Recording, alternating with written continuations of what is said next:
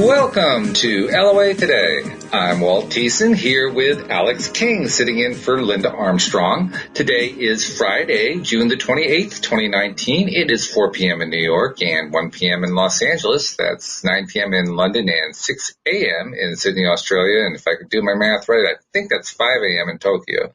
But wherever you are in the world, thank you for joining us for another episode of LOA Today, your daily dose of happy. And the only thing unhappy is that Linda can't be with us today. She's going to be back next week. But in the meantime, good friend Alyx is always there for me. It's wonderful. I mean, you're like having a built-in sub. I love it. It's great. And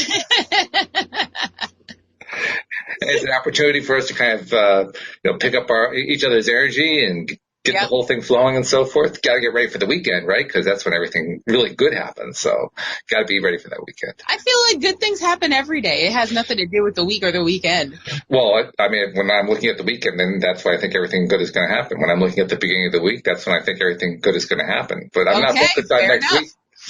I got the weekend coming up. This is good. I mean, plus today we're temps in the 90s and it's supposed to start cooling off over the weekend. That should be good. So yeah, it was hot today. Like my poor AC is just like, I can't help you. He's like, I'm trying. I'm doing all I can. Giving her all it's got, Captain. I cannot give you any more, Captain. I haven't done Scotty in years. Anyway. I don't even know who Scotty is. Scotty is the engineer who says that. Oh. He's the engineer of the original Starship Enterprise. I mean, well, I knew it was from Star Trek. Yeah. I knew that much. Yeah. But that was it. Yeah. That was it. Yeah. Rusty, it's quiet time. Quiet time. Sorry. I always thought it was brilliant to have a Scotsman as the engineer because you need that accent in order to just make it sound cool. Otherwise, it's just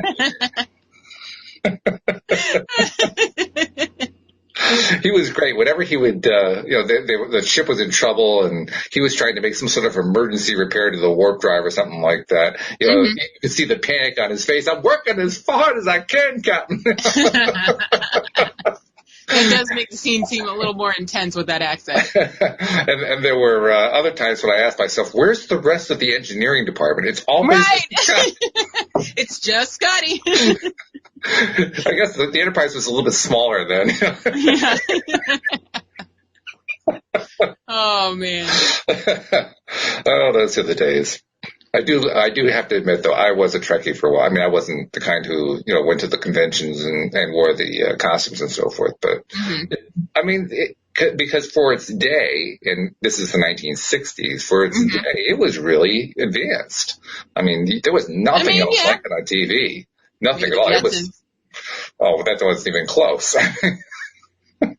Listen, it's 2019 and I still don't have a flying car. I know. Or a microwave that can cook a whole chicken in 1 second. So, you know what bothers me? They actually did figure out flying cars by the 1980s, but we still don't have them. Right. Well, look at the traffic now. Can you imagine traffic in the air? You're going to have car accident in the air. You're going to have people falling like a really long time and then dying that way. Like, no, we have enough problems with bridges. I think we're good. I suppose. I don't know. I think there happens to be a lot of, altitude up there to work with.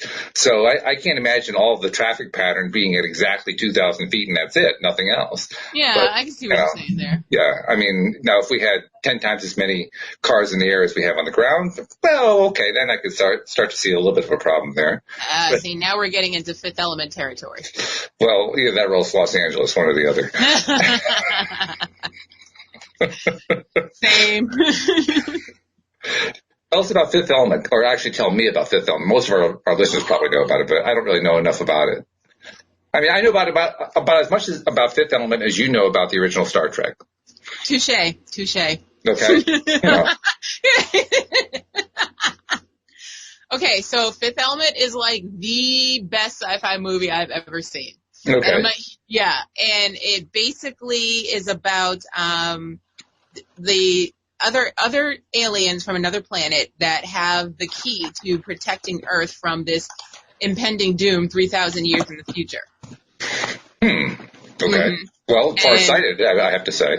Yeah, and so these aliens, give us a gift, and there's like certain people. It's kind of like the Masons. So like the Masons are in charge of this huge secret that carries on through those 3,000 years, and they're in charge of when the time comes, they have to have the key, and the key turns out to be the most advanced, perfect person in the world that's supposed to inherit all this power, and she's a woman, and everybody's shocked. They're like, oh, what?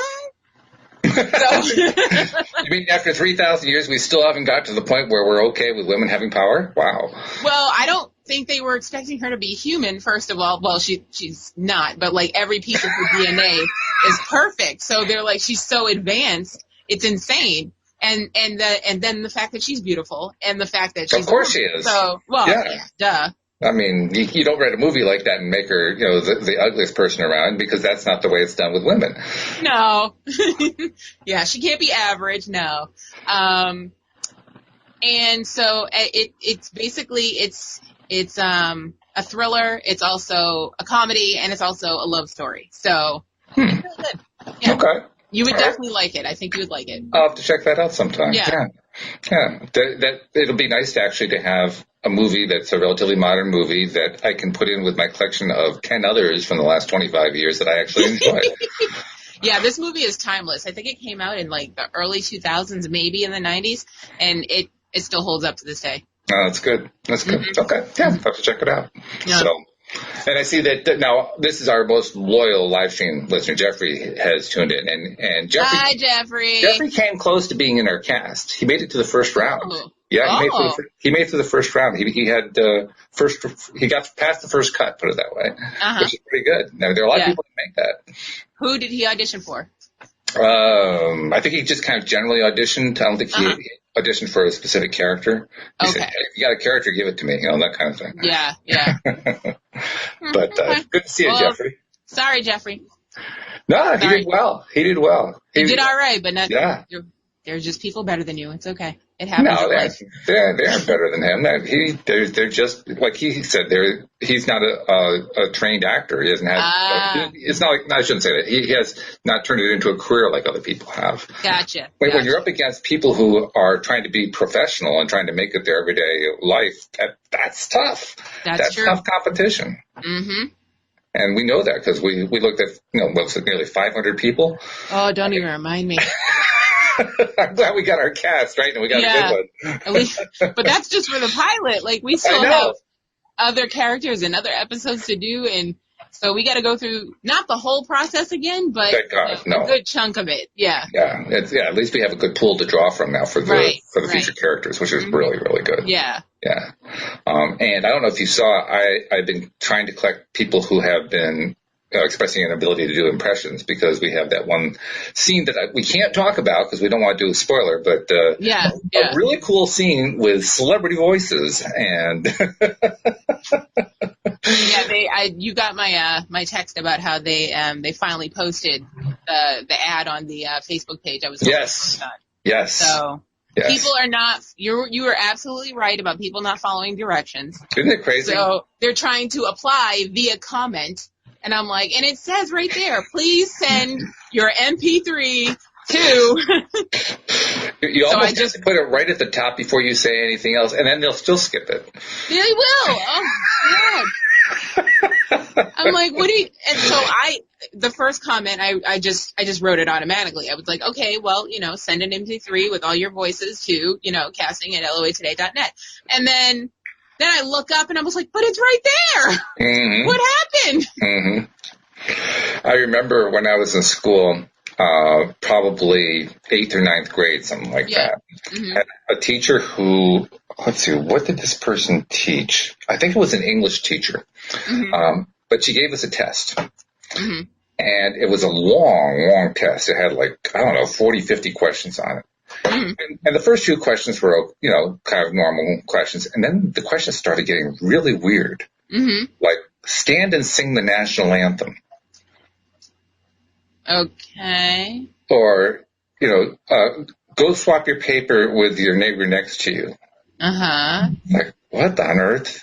Now, I was actually one of the few who would stop and read through to see what was there, and I said, wait a minute, something's weird here. So I started reading. I bet I know how this ends. And it says skip to the last question and do that one first. And if you go down and you skip to the last question, it says, thank you for taking the test, you're done. Yeah. It was a test to see if you could follow directions. Yes. And it was great because you have kids who very haltingly and, terrifiedly stand up and start singing the national anthem. Oh, that must be what teachers live for. Oh, my God. It was great. Yeah. So that was one test I was very pleased to have passed because I didn't have to embarrass myself in class. Yeah.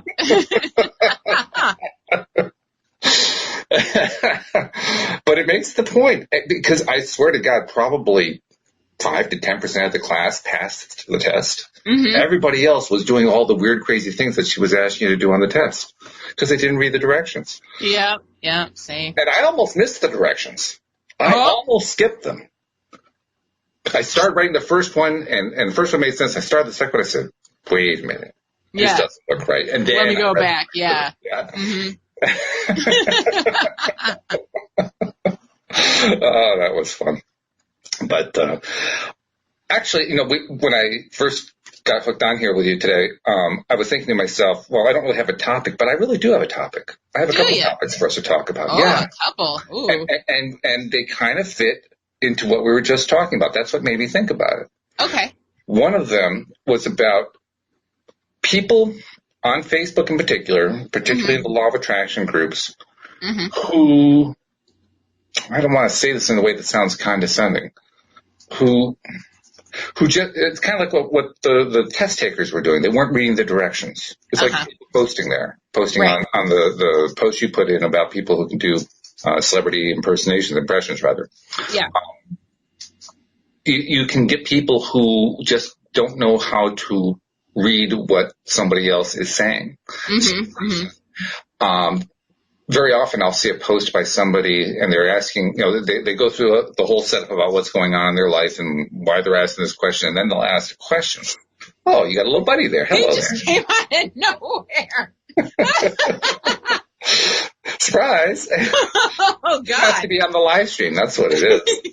He's like, we don't podcast in the afternoon. What are we doing? Yeah, right. This is not normal for me, right? Which one is he now? This is Rusty. That's Rusty. Okay. Hello, Rusty. Well, thank you for joining us. Yes. He's my main man. Like, he stays by my side at all times. He obviously loves you and adores you. Yeah, he does. Yeah, no doubt. But anyway, talking about these people who you can tell they didn't read the whole thing. Like, the person who's posting it is asking a very specific question. And invariably, like 98% of the responses will be, well, this is what you should do in general to attract what you're trying to attract into your life. They don't necessarily read the question that says, does anybody else run into this? Right. They just read, well, what you should be doing is that. Yeah, but that's not what the question asked. Right. And I noticed that this is, it isn't just law of attraction group. This is. Oh, no. It happened to me the other day. People just don't pay attention. They just aren't, and to me, I think it's disrespectful. I know that sounds strange to say, but I think it is disrespectful because what you're really doing is you're saying, I have all of these answers for you, but I can't be bothered to find out what your question really is and then answer the question. I'm here to show how smart I am. Yeah, exactly. Yeah. It's like, speaking of the test that you almost failed. Thank you. Actually, I passed. You passed, but you almost missed it. There's always these posts that say, they'll have like this really long post, and then you get to the bottom and it said, I bet half of you didn't even read past, a certain point and don't know that this is all a joke. So then you go into the comments and you're like, oh, I'm so sorry for your loss. Yeah, right. And it's like, guys, get to the end. So there's that. That's the one kind of post that I've seen a lot of. The other kind, and this one, I think this one that irritates me even more. I see this in a lot of the different groups. I especially see it in Neville groups, but it happens in all groups. And that is people who give advice using verbiage that only those who have studied the subject in depth understand. No, you got to do layman's terms. This is the internet. That's right. Yeah. And then if you say something that doesn't match the meanings of what they have in mind, they shame you on it. Ooh, word shaming? Really? Yeah, like, you don't understand this properly without explaining to you why you don't understand it properly, because what you're really doing is just you're using the words in a way that they don't use the words. Yeah.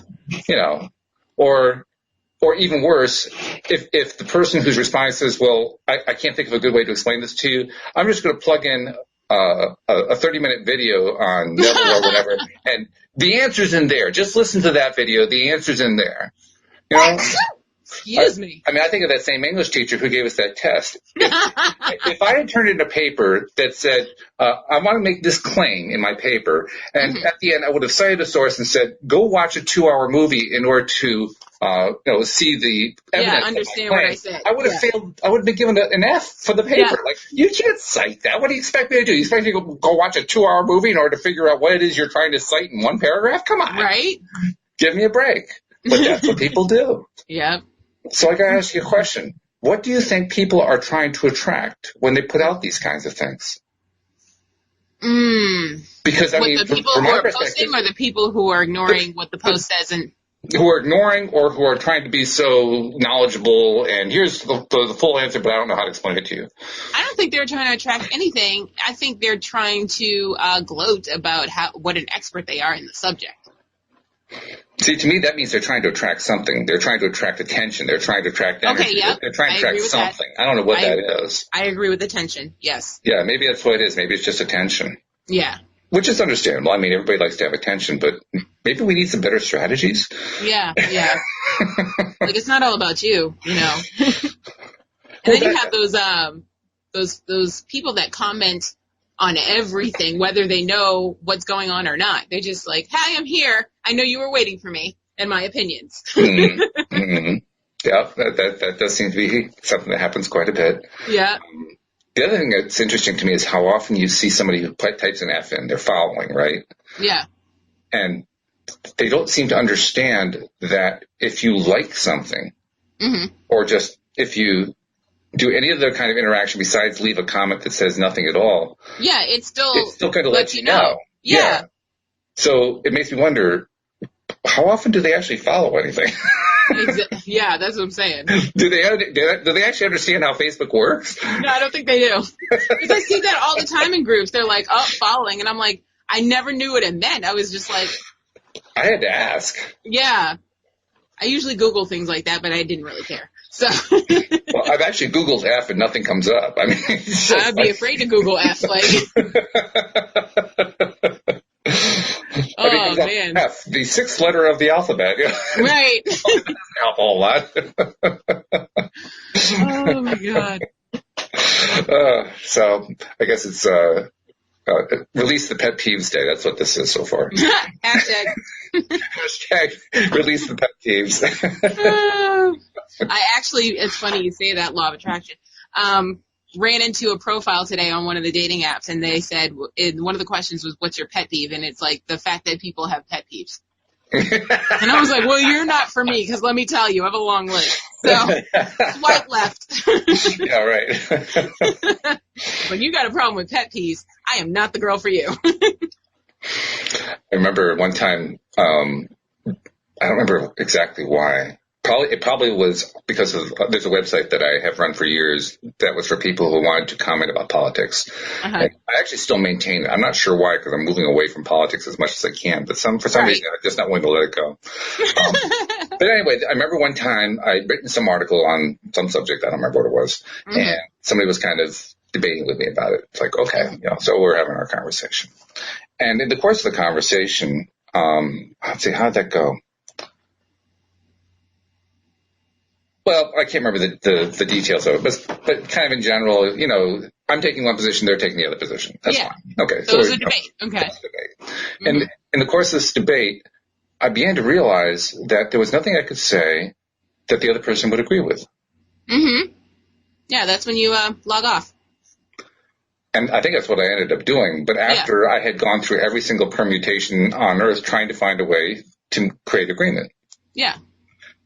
Now, that's a fairly common phenomenon, right? Yep. I mean, that's why we came up with agree to disagree. That's right. Yes. Mm-hmm. So now let's take this to the law of attraction groups, because I see the same thing happen there too. Mm-hmm. So why would people want to go onto a group that's about law of attraction that is, at least in theory, about helping people for the express purpose of just being disagreeable, disagreeing with everything? Now, and I say that I often disagree with what people say, but I also try to find ways to agree. Yeah, yeah. And some people are just natural trolls, and that's just what they do. I actually have a friend who purposely trolls certain things. Like, he's on certain groups where he's like, oh, give me a wrong answer. Give me a wrong answer. So he's actually looking to start a fight. Yeah. He once said to me, if you're not trolling, do you even exist on the internet? Okay, that's one way to Okay. This kind of falls into the category of having a life, I believe. That's the thing. He has a life. I don't know how he has time to make all these comments. So, see, you see why I'm confused here. Yes, I'm also confused with you. You have a life. Why are you wasting your time on this? You've got nothing better to do than that. They're just looking for that one person to like their comment and then start a snowball. The only thing I can think is it's about taking energy. It's about you don't know how to connect your own energy, so you're trying to steal somebody else's energy. Mm-hmm. That's the only thing I can think of. Because why would you want to troll? Yeah. Why would you want to do that? I've never really gotten that. Yeah, me neither. I don't see the joy in it. And I guess it depends on how you define trolling. I mean, true. I've certainly, read a news article and gone to see what the comments were. Mm-hmm. The comments are the best part. They often are. Oh, they're the wackiest part, Now, does that qualify as trolling? I mean, I'm not really looking to start a fight. No. I'm just looking to see what the comments are, just to see if there's anything kind of wacky. I'm a sports fan, so I'll often do that with, a sports blog. Mm-hmm. And usually I'm actually, you know what happens? I'm just realizing it. Most often I'm looking at the comments after I read the blog piece, and I thought the blog piece was full of it. So I want to see if anybody else thought it was full of it. Right. And if anybody else didn't think it was full of it, I said, oh, okay, well, then I guess I'm not the only one. But if I see everyone else saying that it's wonderful, I say, did you guys read the same article I did? That's trolling. So I guess that is trolling. But do you type it, though, or you just think it? Because if you think it's fine. Sometimes I type it. Well, then you're a troll, dude. It depends. Well, here's the thing. When is it trolling? Is it trolling if you read something and the evaluation of what they're writing about is pretty far out there? Let's put it that way. Mm-hmm. Let me see if I can give you an example. I'm a baseball fan, okay? Yeah. Mm-hmm. I read an article that one of the baseball teams that they were writing about, they were proposing that this recent trade that they had made was a bad trade, and the reasons they gave made no sense at all. Mm. I mean, just objectively looked at it, he said, that's insane. Yeah. And everybody was agreeing with it. Uh-huh. So was I trolling to say, I'm sorry, but that doesn't make any sense? No. Actual trolling is when you take someone else in the comment and pick out what they said and then start making fun of them and what they said. So you must be the dumbest person on the planet if you believe this, stuff like that. That's trolling. Yeah, and I don't ever like to do that because that's just personal attacks. Exactly. That's all that is. Yeah. I've never been a fan of personal attacks. I always thought that was ridiculous. Because you know what a personal attack is? A personal attack is when you have nothing better to say. Yep. Mm-hmm. That's really what it amounts to, You have nothing to contribute to the discussion. So just attack somebody because you don't like them. Yeah. It's like, no. So that's the kind of person I really look at and I say that person really has no life at all. And then I move on because I don't want to feel like that. Okay. Well, enough of that. Something else I wanted to talk about. This is actually a little bit more serious, a little bit more appropriate for law of attraction. Mm-hmm.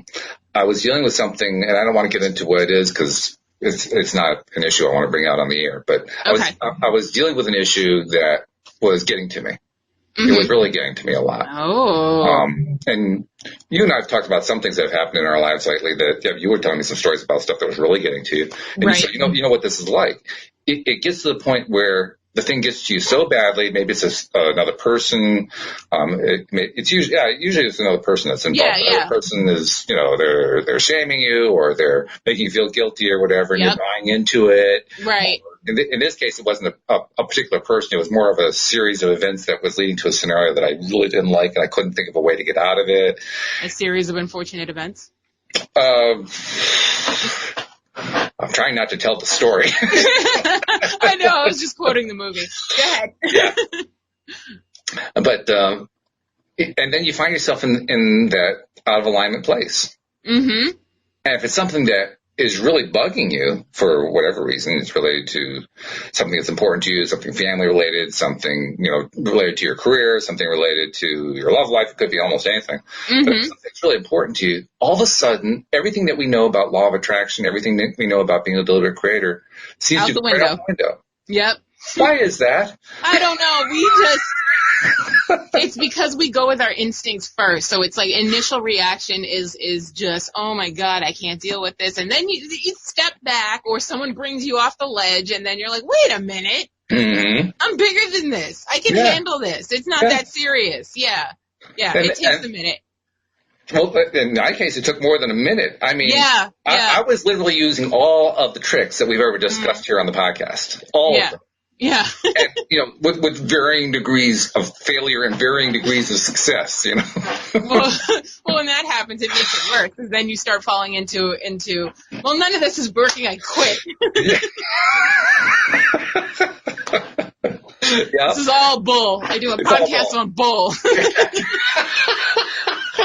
I'm a fraud and a failure now, and then it's just snowballing into things that, let's just... Until you just want to curl up in your bed and never come out. Fetal position for life. That's actually what was happening with me. That happened to me like late yesterday afternoon. I'm a person who doesn't take a nap. I just don't nap. I don't like it. I don't like the way I feel when I wake up from a nap. I feel miserable. I feel worse than when I actually lay down. There are times when I just have to, just because I'm exhausted. Right. Most of the time I try to avoid it. Mm-hmm. And I almost shocked Louise to death when I told her, I really feel like taking a nap. And she looked at me like, are you okay? This is not your normal behavior. But that's how you gotta sometimes it's like when your computer starts acting wacky, you gotta turn it off, reboot, count to 10, and plug it back in. Yeah. Yeah. Yeah. In fact, literally that's what happened before the show today. Seriously, a half hour before the show, I'm trying to do a couple things and nothing was working right. And I realized, it's been a long time since this thing rebooted. It's about time, so I had to do a reboot. Yeah. But you're right. You have to reboot sometimes. Sometimes you just have to try to do that to get the perspective back. Mm-hmm. And I didn't end up taking a nap, but what I ended up doing yesterday at that point was just quitting for the day. I just all the time. I do it all the time. I'm done. And within about an hour of vegging, and I forget what we were doing. I think she had the TV on or something, but I wasn't paying any attention to it. I was just kind of like, zoning out. Zoned out, yeah. Mm-hmm. The outer reaches of outer space. And I guess you could call it unplanned meditation. But in the middle of that unplanned meditation, I started to feel better. Well, there you go. There you go. Yeah, sometimes you just need to cancel the day and start over the next day. That's right. Yeah. This day has been canceled due to lack of interest.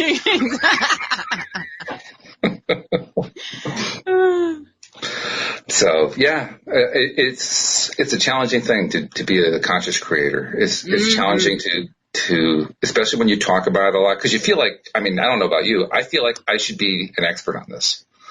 I would say I should be an expert, but I definitely am a source.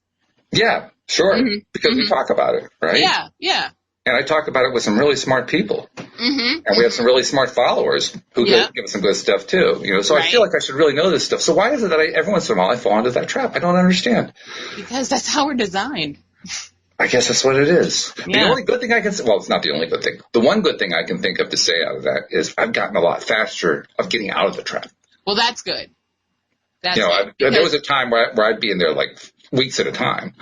Now I can break it in an hour or two at the most, maybe a few minutes in most cases. Well, that's excellent. That's definitely an improvement. Yeah. Because I think as a human race, we automatically default to pity party mode. No kidding. then, we just, like I was saying earlier, it just snowballs, and then things that happened like a year ago, it's like, and then that happened. And then, this is just the worst year ever. Canceling, starting over in 2020. That's right. Turn off the world. I gotta get off. Yeah. That's what the feeling is. Yeah. But I guess that's the sign of having done work on yourself. You've gotten to the point where you can snap out of it quicker. Mm-hmm. Yeah. And that's a good thing. Yeah. That's a very good thing. It's a sign of growth. I mean, because I remember early on, and by early on I mean like within the first couple of years after seeing The Secret and then discovering Abraham Hicks and so on and so forth. I remember wondering if I was ever going to get to the point where I would have good things happen and where I would be able to manifest things, because I was having what felt like failure after failure. Actually, it turned out I was an expert at it. I just didn't realize it. Well, I mean, that's true. We're all deliberate creators. It's just once you become aware of that fact, it's a whole different ballgame. Yeah. It's like, exactly. Oh, what? I've been controlling my life this entire time? What have I been doing? You know what the other thing was that really made a difference for me was recognizing that we manifest everything in our lives and what that implies. Yes. So an example of that is, and this is one of the few Facebook posts I actually looked at today and replied to. It was somebody who posted, what was it? Something like, there's this man in her life who won't listen to her. No, won't communicate with her. He's uncommunicative. Okay. What can you do about that? And I really didn't have a whole lot of time to put into it, so I just gave the blunt, obvious answer, which is, well, have you tried talking to her directly and say, I need you to communicate more and, and explain why you want to communicate more and ask him if he'll do that? Right. Because it occurred to me, there's a very good chance that never happened. Yeah, I agree. Right? She's like automatically like, okay, how can I change this? How can I attract a change? Yeah. Well, guess what? Going the direct approach is a form of manifesting. It's funny that you say that. I saw something on the Law of Attraction page, and it was my answer was similar to what you said. So this person asked, how can I become more attractive? And, I just want to look better. So I said, go buy some makeup and Google what a good haircut is for your type of face. And, watch a makeup tutorial and then buy some new clothes. And then I put hashtag, it's just not that hard. Like people are making it harder than it is because they think this magic genie is supposed to magically make things happen. But it's like, sometimes you got to start the ball rolling. Exactly. And take the simple steps because it's not that hard. And that's kind of what I was trying to reach for in bringing all this up. Yeah. We kind of forget that if I want a pen, I just have to reach over and pick up a pen. I don't have to turn it into a magic act. Right, exactly. That's what I'm saying. Like, what do you think this is? Like, some of you need to reread the books. Some of you need to watch The Secret again. Like, did I manifest the pen? Yes, I manifested the pen. Yes, but you also manifested yourself picking up the pen by going over to the table. Absolutely. Yeah. This is all valid manifestation. Yes, right? Yes. And I think my point is we need to demystify this manifestation stuff.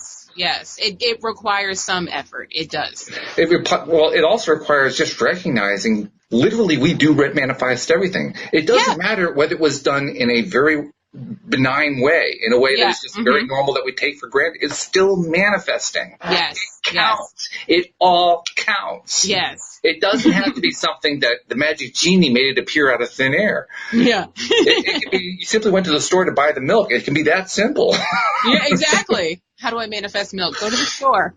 And if you want to get yourself back into alignment, there's nothing better than to realize all of the different ways that the universe arranged to have that milk for you to buy in the store. Mm-hmm. Because there had to be a dairy farmer who was willing to actually raise the cows and feed them and collect the milk and figure out a distribution channel to get it to the store. And there had to be a store that was organized by somebody who decided to create a store so that you could have a place to go to buy the milk. And then there had to be somebody who came up with the monetary system that made it possible. I mean, there were all these people who were involved in getting that milk there. And that sounds like the process. What is that old school song, the spider that swallowed the fly or something like that? That's what it sounded like. Yes, exactly. Oh man. But that's the kind of thing we should be appreciating more. I mean, we live in a wonderful world. We do. I don't care how many things that are going on that people don't like. We live in a wonderful world. Mm-hmm. And we take it for granted. Far too often. Mm-hmm. So how about maybe we should spend more time appreciating the ordinary, mundane manifestations. Yes. Because they're wonderful. Yeah. You know, I can't remember a particular movie off the top of my head, but I'm sure there must be movies or TV shows about people who are transported back in time, 1,000 years, and all of a sudden now they appreciate the fact that they don't have a toothbrush anymore. Outlander.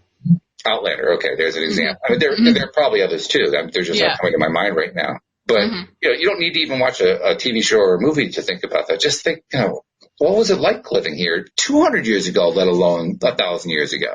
I think about that all the time, every time I see a period piece, because I hate watching period pieces just for that purpose. And then my mom will be watching it, and I'm like she'll watch Game of Thrones, and I'm like, no one took showers back then. And it's so cold. They're covered in layers, so they're sweating under their clothes, and it's so gross. And then they're having sex with each other, not showering. Oh, I can't handle that show. So I ruined shows for my mother. Well, you used to do a podcast called Spoiler Alert, so I think you're qualified. Oh yeah, but I did it on the podcast. I go on rants. I'm just like, guys, we gotta. And then another thing about people kissing in movies, I'm like, did you just hit the craft table before you did this scene, or did you brush your teeth? You have a mint. What is happening here? Because they're talking really close and sultry, and I'm like, I wonder whose breath stinks. And then they finally kiss, and I'm like, was it awkward? Because I always heard that acting kisses are so awkward, because it's you got to hold right here until they say action, and then it's you got to go into it, and then cut and do it again, and cut and do it again. It's just so awkward, especially if it's your child actor and that's your first kiss. Oh God. You realize you are an advertiser's dream. You are absolutely the perfect target for an advertisement. I wouldn't be surprised if there are a whole bunch of mouthwash manufacturers who are about to contact LOA today to start doing some advertising here just because of that. They've discovered that, we got Alyx. She's ready. I'm like, well, let me tell you about this mouthwash. Note to advertisers, I do voiceovers, so if you need me for your ad. Well, you should also announce your great news. You're going to be a voiceover actor. That's going to be part of your career, which is pretty cool. Yeah. You got yourself an agent. That's fabulous. Doing big things. Multitasking is a strength of mine, apparently. Apparently. Multitasking and deadlines. I love deadlines. And I'm glad that you also proved that there is some value in working, or not working, but using Facebook, because you got to lead through Facebook. Yep. Once again, a whole bunch of Facebook advertisers are saying, yes, it works. Let's get on. We'll target Alyx. It's great. You Google one thing, and then the next thing you know. But that's great. And the fact that you've become, you actually haven't been hired yet for a particular project, but you got taken on by the agency, right? Right, yes. Right, because they liked your voice, or I don't know what they said. Yes, they like my voice. They have their whole spiel that they have to say in the email, but then at the end they put personally, and it was and we just want to say personally, we think you would do very well commercially. Oh, that's good. Yeah. That's good. Yeah. Mm-hmm. So it's only a matter of time you're going to get that phone call. Only a matter of time. And then the question is going to be, what's going to happen with me if I need a sub and Alyx is off doing a commercial? Well, that's the thing. It's all work from home, so I can record anytime I want. And we're only together for an hour, so it's fine. Really? Yeah. You don't have to go to a studio? No, that was the thing about me deciding whether I wanted to do voiceovers or not, because, I really don't want to leave the house and have to travel to a studio. Yeah, that's true. So, they were like... That's you. That's who you are. Yeah. They're like, no, you can do this from home. We will bring you people that will allow you to record on your equipment. Wow. Yeah. That's pretty hot. Yeah. Well That's done. what attracted me to them. They were like, do you want to do voiceovers from home? I was like, yes, I do. Thanks for asking. Holy cow. I didn't know anybody was doing that. That's great. Well, with the technology we have today, I mean, all you're going to do is download an app. That's true. You have a fairly decent microphone. Yep. I mean, we're building a podcast off of it. Hello. Yeah. An audio play. Yes. Mm-hmm. And I have to say that's the other thing to talk about, because we had a marathon. Yeah. Like a 2-day marathon of recording. Yep. In fact, we did so much recording, we ended up recording days in advance without realizing it. Yeah, which was great, because we ended up getting, 2-3 days off? And we needed it. We were exhausted after that. I don't know about you, but I mean, with that last session, then it took 11:30 at night or something like that? Midnight, exactly midnight. Was it midnight? Yeah. And when that was done, it was like, can I have the next week off or something? Yeah. Because I was like, oh, okay, I wasn't expecting to read today, but here we go. Well, what I can't, and I haven't had a chance to play back all those recordings. I still have to go through and do the organizing and all that kind of thing. But what I can say is, it was a very interesting session in terms of noticing what happens as the chameleon effect. Well, not just the chameleon effect, but what happens as you do a recording session that goes on for a long period of time. It kind of got me thinking what happens on a movie set, because a movie set that can go on for hours. It can go on for 10 hours or whatever, you know. And I can only imagine having experience. This is about 3 or 4 hours we were doing this. After 3 or 4 hours, everybody was pretty much wiped. Yeah. You know? I think at 11:30, Carissa's voice started cracking, and I was like, oh, she's not a night person. Yeah. Yeah, and it's tough. So, I mean, I was kind of projecting wow, that must be really tough to be on a movie set. And you've been sitting there for 3 hours, and then they finally put you into the scene, and now you're doing the scene 25 times. Yep. And it still isn't right, and then they have to rearrange the set, and then you do it another 10 times, and oh my God. And they got to get it from different angles, and they got a different, it's like I've had, experience being an extra on different movie sets, and it's a lot of standing around and waiting. So at least they feed you. But you end up talking to random people from around the state and making friends and all that stuff, because you're stuck there for 16 to 20 hours. Doing nothing most of the time until they call action. So you get to know new people and eat a lot of interesting food, and sometimes meet the actors. So it's good. Well, I saw one of those, behind the scenes, how it's made kind of programs about the cast of Downton Abbey. And almost to a man, every single one of them said that they hate the dining room scenes. And the reason, of course, is they have to reset it so many times because it comes from every angle. Yeah, you have to see it from every angle, but there can't be a camera in the background, which means you have to do it over and over and over and over and over and over and over. Oh my God, that must be insane. Yeah, it is. It really is. Apparently, the ones they like are the ones where they're out on the grounds on a beautiful sunny day. Those are the fun ones. Yeah. Those are the one shots. You're good. Yeah. Yeah, they don't last long enough, I'm sure, because you're spending most of the time on the dining room scenes. Oh, man. Now, here's a question for you. Answer. If you're an actor. Yes. Or somebody who's in the overall profession, how would you go about using your ability as a law of attraction, as a deliberate creator, to make the experience more fun? Like I said, get to talking to people about different experiences. Like how did you get here? Like what do you do in real life? Stuff like that. Just make the experience fun. I was doing it with my brother, so we always went to auditions together, and we always got booked for the same movie, so we had each other. But we also, like I said, made friends, and then you end up thanks to Facebook, friends for life, and also it helps in the business, because they may have heard of a casting that you didn't hear of, and they're like, hey, just so you know, if you're going to be in the Burlington area, you should come on down. And, that's how you get hooked up. You get plugs. That's cool. That's good. Yeah.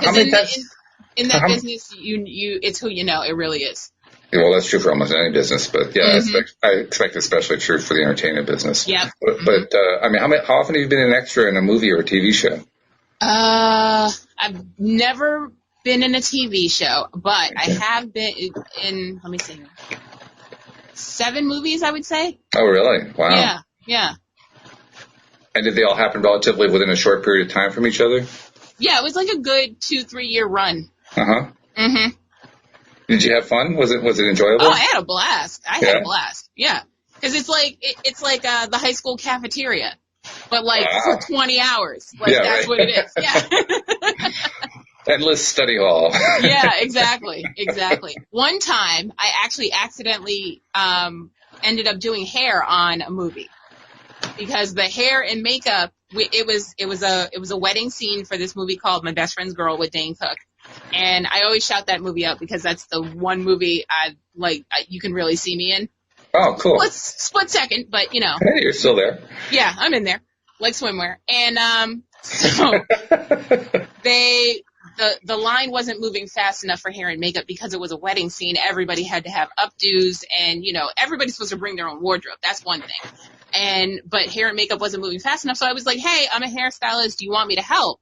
And they were like, "Well, take this person, show me what you can do." And I'm amazing at updos, so I just slapped something together, and I was like, "Bing bang, you're out. 5 minutes, I'm done." And so I would move the line along, and then someone finally had to tap me on the shoulder. A producer came up and was like, "Listen, you're not here for this, so we can't technically pay you for it. So if you want to stop, you should stop because you're getting paid as an extra." I was like, "No, I'll help. It doesn't bother me." That's funny. They're basically like, "You won't get credit for this. So if you're doing this, for other purposes, you should stop now." I was like, "No, I'm doing this to help. It's fine." That's great, though, that they're willing to say that. I mean, they could have just milked it. Yeah, right? They could have. People were like, "We got free labor out of this one." Yeah. But you were enjoying it, and that's really what I was getting to. How do you get into that best deliberate creator mode? You're basically trying to get into the mode where you're feeling good and enjoying it, and by only doing things that you enjoy. Yeah, exactly. And canceling all the other stuff you don't enjoy. So what you've basically described to us is how to be an extra and have fun at it. Yeah. Mm-hmm. And don't do it if you're doing it for the claim and fame, because it's not claim or fame situation. Mm-hmm. There's rarely a chance you're going to meet these actors and actresses. That's another thing. When people are like, "Oh my God, Ryan Reynolds is in town. I got to get on this movie." Listen, he doesn't have time to shake hands with all 300 of you. No. So calm down. You're going to see him out of the corner of your eye. Mm-hmm. He's going from his trailer to the camera. Like, it doesn't happen. So Don't be obnoxious. And it's disrespectful. Like, it's part of the rules. Like, as an extra, you're not supposed to, talk to the actors. If they talk to you, you're supposed to talk back. But you don't go, "Hey, can I get your autograph?" Like, we're in the middle of a scene. What are you doing? Right. Be professional. I've seen people get kicked off a set. It's hilarious. Well, it's funny you should say that. There was a film that came out back in the 1970s starring Robert Redford and Barbara Streisand called The Way We Were. And part of it was filmed 6 blocks from where I grew up. Uh-huh. I grew up near Union College in Schenectady, New York, and they used the grounds. I love that word, Schenectady. I know, it's a great name. But they used the grounds of the college for the college scenes in the movie. Mm-hmm. And I remember everybody in the neighborhood wanted to go down to see the movie set. We couldn't get anywhere near it. Right. The security was so good. I mean, if you looked through the fence, you could kind of see a couple of people milling around. That's about the closest you could get. Yep. Exactly. And the security is so tight, and they got barriers and fences, and they know what they're doing. Oh, yeah. No, not happening. So. And then there's people who think they can beat the system, and they're like, "Oh, I'm just going to go down there and they're going to put me in the movie." No. Do you know how long us actual actors were standing in line to get into this movie? No. Hard work. And we, to do the things that we get to do. So you don't just get to, it's not like that. It's not a movie. I mean, it is, but it isn't. That's a they're not just going to look out in the crowd and go, "You." Yeah. There's probably going to be somebody who's an actor out there who's going to say, "Yeah, but how can I attract that? How can I attract them noticing me?" Well, it's again, taking simple steps. So Google what it takes to be an actor in your area. Do you have to go to class? Do you want to be an extra? There are, for instance, I'm signed up for certain websites that do casting, public casting. So they let you know when there's shooting a movie in your area, if you're going to be fit for it, and can you come? Mm-hmm. And sometimes they're like, "Oh, it's a cattle call. Everybody be prepared to stand in line for 6 hours." Right. and then smile into the camera for 30 seconds and leave and wait for a phone call. So. Yeah. That likely won't come. Yeah, exactly. And one of the things that I learned from our own, we didn't really have a cattle call, but we had a whole bunch of people who applied. We had an online cattle call. It's kind of online, yeah. Yeah. But the one thing I learned from it was how many people there are who are amateurs, who have the dream of being an actor, and have done very little to actually improve their craft. Oh, boy, did we learn that the hard way. Right? Yeah. Isn't that amazing? Yeah. I mean, you have to weed through a lot of people in order to find, fortunately, a fair few. There were quite a few good ones. Yeah. But you have to do a lot of weeding through. And I remember PJ at one point. PJ, of course, is my sister, and also she's the director of The Grass is Greener. And she made the comment that if any of the people who didn't make it through the first cut, if any of them complain, tell them our suggestion is go take acting lessons. Yep. Mm-hmm. Get an acting coach. Yeah. And it wasn't meant to be an insult or anything. It was meant to be literally, this is going to make a difference for you. Yeah, helpful criticism, yeah. Because truly, it's very evident a lot of people who are applying aren't doing a whole lot to build up their own acting skills. You know why? Because someone told them they were a natural, so they don't feel like they need it. Maybe that's what it is. Maybe they did take some acting classes and they figured they're done. Yeah, no. This is an ongoing training thing. Like, there are people, especially in Hollywood, there are people that still take acting classes to this day, and famous people. Like, Brad Pitt still takes acting classes. Jim Carrey takes acting classes. Also, sometimes you need a refresher course if you have to prepare for a certain type of role. So you're always being educated, always. Yeah. Yeah, and that's going to be like any career. If you really are serious about doing the career, you're serious about doing the career. You do whatever it takes to learn to be good at it. Yep. You know, you want to be among the top tier who get drafted into actual movie projects or television projects or whatever. Well, you do what it takes to make sure you're qualified, to make sure you're attractive to somebody who's trying to find something. This is the big thing. There are ways to do it for free, but to get money, you have to spend a little money. Mm-hmm. You know, you got to have your headshots. You got to have your video reels. You got to be prepared to invest in your career. And, oh, by the way, you also have to read directions. Yes. Remember that part of the conversation early on? Read the breakdowns. I can't stress that enough. Read the breakdown, people. All of it. All of it. When we described what we were doing, when I posted the ad, particularly on Backstage.com, where we got the vast majority of our responses from, when I posted there, I was very clear, this is what we need. We need this, this, and this. And it was actually a pretty short list, right? Yeah. And very specific. And a whole lot of people made it really easy to eliminate them because they didn't do it. Yep. It was really simple. Yeah.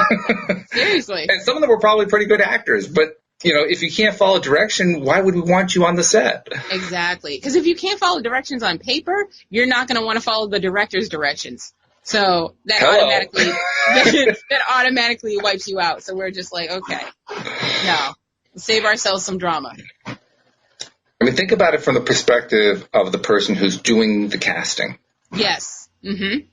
That's a great exercise, and having done the casting, now I know how good of an exercise it is. Right. Just think about what they're doing. Think about what they're going through. I mean, it's not like the old cattle calls where you had to actually stand in line. Well, I guess they still have those, but you know, you had to stand in line for days at a time. It seemed like. But at the same time, there was the casting director and his assistants who were sitting in the third row of the theater while this crew of people just started marching past on stage, doing their 10-second routine. Next. Can you imagine what it's like to sit in that chair? Next. Please show me a talent somewhere. Yeah. Please. Yeah.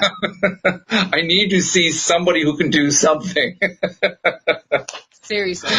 It's like that part in The Incredibles, and they're like, "What do you want?" And he's like, "Something amazing, I guess." Oh, that line cracks me up all the time. Me and Richie always say that to each other. It was like, he'll be in traffic and he'd be like, "What do you want me to do?" And I'm like, "Something amazing, I guess." Oh, we love The Incredibles. Apparently, yeah. That's a good thing. And it was very fun shooting with my best friend. It was great. That's cool. That's really good. Yeah. He texted me immediately. I was like, "We're still shooting." He's like, "Yeah, but how did I do?" Because this is his first time acting. And I was making fun of him. I said, you know what I'm going to do? I was like, I'm going to write a scene. It's going to be a flashback of Lexi and Nance and Miguel in high school, and they're going to be in the car singing In Vogue. Because that's what we used to do. And I was like, I noticed on your intake form you put that you couldn't sing, but that's a lie. So I'm gonna write it in. I'm gonna write it in. I was like, I have all the power. You can't run from me. Oh my God. Yeah, it was great. Now he's listening to this and knows that I was joking, but it's okay. Oh, that's good. As long as he doesn't take offense, that's the main thing. No, he never took offense. He never takes offense. He's like me. He lets everything ride right over his shoulder. Oh, that's good. That's good. Mm-hmm. That's a good trait for an actor, by the way.